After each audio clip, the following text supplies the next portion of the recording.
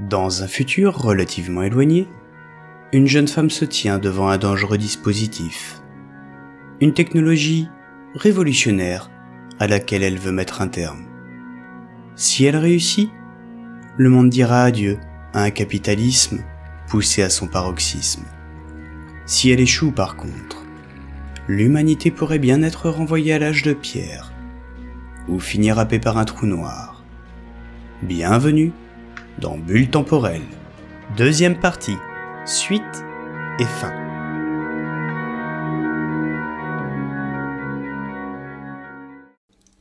Abonne-toi.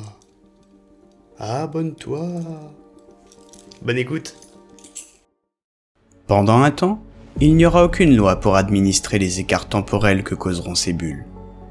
Les ouvriers devront donc redoubler d'efforts. Au XXIe siècle, la durée légale à respecter entre une fin de poste et une prise de poste sera de 8 heures. Sauf qu'en dehors de certaines bulles, il ne se sera écoulé qu'une demi-heure. Les plus nécessiteux trouveront des planques afin de vivre sur place et profiter ainsi d'un temps de repos réparateur. Cela posera rapidement de nombreux problèmes.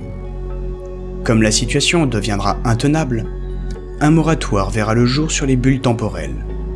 Ce moratoire permettra d'imposer deux choses. La première, une correspondance des temps de repos hors des bulles avec celui dans les bulles. Les ouvriers pourront de nouveau rentrer chez eux et prendre le temps de se reposer. La seconde, une limitation du coefficient maximal d'écoulement du temps au sein des bulles. Car, sans surprise, les entreprises de loisirs souhaiteront à leur tour que le temps s'écoule moins vite. Très rapidement, les grands centres commerciaux, casinos, restaurants étoilés et j'en passe demanderont eux aussi leur bail temporel. Ainsi les gens pourront acheter leur temps. Lors de l'unique jour de repos hebdomadaire que permettra le droit du travail, les plus aisés pourront passer jusqu'à 20 fois plus de temps dans un superbe centre de vacances sous bulle temporelle. Les plus pauvres, quant à eux, parviendront parfois à s'en offrir tout juste 2 ou 3. Le problème qui se posera est que les plus aisés passeront finalement plus de temps dans les bulles à temps ralenti de repos que dans des bulles destinées au travail. Ils perdront alors en termes de compétences professionnelles et n'auront plus la même application pour leur emploi, la moindre heure de repos pouvant être transformée en une journée. Le moratoire mettra donc un coup de frein aux abus des uns et des autres. Puis la société finira par trouver un équilibre très relatif, un semblant de normalité, mais ponctué d'un grand nombre de nouvelles situations.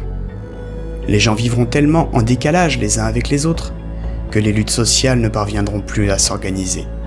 Elles finiront par n'être plus qu'un bruit de fond, sans aucun poids. Le temps sera devenu le nouveau canapé. De par ces circonstances, le travail deviendra le seul lieu de socialisation pour la très grande majorité des gens, à tel point que de plus en plus de sociétés opteront pour la construction de campus d'entreprise. Bien que situés hors des bulles temporelles accélérées, ces campus offriront commerce et espaces de loisirs en temps ralenti limité et synchronisé, ce qui permettra de donner l'impression aux gens d'avoir un semblant de vie sociale, tout en s'assurant de leur dépendance à leur employeur. Les gens ne vivront plus que d'une bulle à l'autre. Le capitalisme aura gagné. Et c'est là qu'intervient notre ami Tessa. Voilà un moment que j'observe son petit groupe de bioconservateurs se préparer à agir contre le bulleur temporel. Ce soir, après avoir réussi à neutraliser les vigiles, à désactiver les alarmes, elle et son groupe ont réussi à s'introduire dans le centre de contrôle du GQCE. Leur objectif est simple, éteindre celui-ci et le rendre inutilisable en mettant le feu à l'installation. Je dois reconnaître qu'il ne manque pas de suite dans les idées. Provoquer un incendie de 40 000 km de long, il faut admettre que c'est audacieux. Mais ne désactive pas le collisionneur qui veut. On parle quand même d'un appareil touchant à la physique quantique. Se contenter de couper le courant risquerait de causer de gros dégâts. Mais Tessa n'est pas n'importe qui. Ingénieuse en physique quantique de formation, cette dernière a tout simplement fait ses armes au CIT, l'Institut d'études du Cork. À l'heure où je vous parle, à mon époque, j'entends, elle est en train de pianoter sur l'écran holographique de son poignet.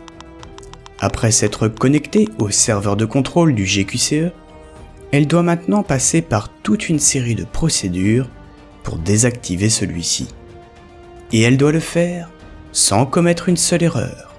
Le moindre aléa serait fatal. Parmi les risques, il y a celui de provoquer une impulsion électromagnétique à échelle mondiale, comme ce fut le cas lors de l'apocalypse numérique de 2047. Il y a aussi celui de causer un trou noir, rien que ça. Il est certain que dans tous les cas, le collisionneur sera devenu inutilisable, mais vous imaginez bien les conséquences. Malheureusement pour Tessa, je crains que rien de tout cela n'arrive, et qu'elle ne puisse terminer quoi que ce soit. Car ce qu'elle ne sait pas, c'est que quelqu'un œuvre dans l'ombre depuis très longtemps pour l'empêcher de réussir. Une personne déterminée à ne pas céder une seule once du pouvoir qu'elle a acquis grâce à cette technologie. Une personne qui espère bien couler ses derniers jours comme bon lui semble. Cette personne se dresse contre le groupe de Tessa à chaque tentative, en espérant l'anéantir, tout en sauvant le collisionneur. Oui, vous avez bien entendu, à chaque tentative. Mais Tessa n'en a pas conscience, car il y a une chose que je ne vous ai pas dite. C'est qu'au cours de ces 35 années bloquées dans la toute première bulle, les scientifiques n'ont pas fait que travailler à une solution pour s'en sortir. Au gré des tâtonnements, l'un d'eux a mis au point une technologie qui fera l'objet du plus grand secret, la possibilité de créer une petite bulle temporelle allant aussi à contresens du temps et capable de revenir à son point de départ. Ou pour le dire autrement, j'ai inventé le voyage dans le temps. C'est d'ailleurs ce qui me permet de vous parler aujourd'hui. Comme je vous l'ai dit, je compte bien couler mes derniers jours comme bon me semble. Et accessoirement, sauver le monde d'une catastrophe quantique.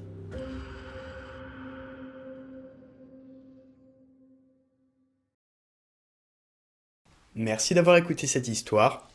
J'espère qu'elle vous aura plu. Si tel est le cas, comme d'habitude, le petit pouce, l'abonnement, la petite cloche, le petit commentaire. Et puis, si vous le faites pas, eh bien, il y a un chaton qui se fait électrocuter quelque part dans le monde et qui en meurt. Ceci étant dit, n'hésitez pas à la partager. Encore une fois, ça encouragera mon travail d'auteur. Concernant la fameuse anecdote relative à Polar City 2047, puisque je continue à chaque fois à vous parler d'une anecdote de la nouvelle précédente. Si vous ne l'avez pas encore écouté, allez l'écouter. Donc je suis membre d'un Discord qui s'appelle la Confrérie des littéraires, qui est un Discord où se retrouvent énormément d'auteurs en herbe et d'auteurs plus chevronnés. Et parmi tout ce petit monde, on va retrouver des gens qui n'ont jamais été édités, d'autres qui font du Wattpad, d'autres qui font de l'auto-édition, d'autres qui ont été édités par des maisons d'édition, et puis des personnes qui sont un petit peu dans tout ça.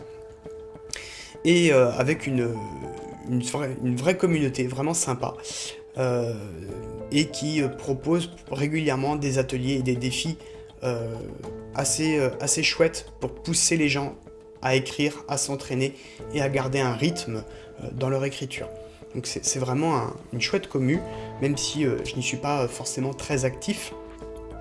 Toujours est-il qu'il y a plusieurs mois, un des défis était introduit par un storytelling. C'était un défi d'écriture, et le storytelling parlait d'un détective, un meurtre, duc de la ville, et du coup, moi je l'ai pris au pied de la lettre, j'ai pris ça comme étant le cadre de l'histoire dans lequel il fallait s'inscrire, alors qu'absolument pas. J'avais compris tout ça de travers, mais du coup ça m'a donné des idées, et à partir de là j'ai brodé et réutilisé mon protagoniste qui est le même que dans Masque Bleu. Donc j'ai lié tout ça ensemble, et quand dans Polar City, le personnage principal fait référence à la dernière affaire qu'il a bouclée 10 ans plus tôt, l'affaire en question est justement le roman que je suis en train d'écrire. Donc, autant celle-ci racontait finalement cette affaire un petit peu imprévue tandis qu'il est censé être en retraite, Masque Bleu raconte ses jeunes années et justement qu'est-ce qui lui a donné le goût de l'investigation. Vous voyez qu'il y a un univers qui commence un petit peu à se dessiner.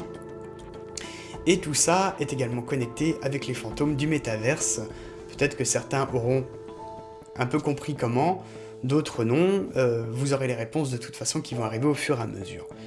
Et pour terminer justement sur les fantômes du métaverse, j'espère justement que vous vous abonnerez à cette chaîne, puisque pour ceux qui l'ont apprécié malgré la qualité sonore, puisque je rappelle que c'était une expérience créative à l'origine, eh bien la semaine prochaine va sortir la version remasterisée, puisque maintenant que j'ai un bon micro, qui est hors champ mais qui est devant moi, maintenant que j'ai un bon micro, eh bien je me suis mis en tête de refaire ça proprement. Donc j'ai 2 stagiaires que j'ai mobilisés qui vont venir au bureau pour prendre la voix sur le bon micro des 2 personnages féminins, et un ami qui s'est proposé d'ailleurs de prêter sa voix pour un des personnages masculins. Donc je vous retrouverai la semaine prochaine avec les fantômes du métaverse dans sa version remasterisée. Sur ce, encore une fois, merci de partager ce travail autour de vous, et puis je vous dis à très bientôt. Ciao ciao.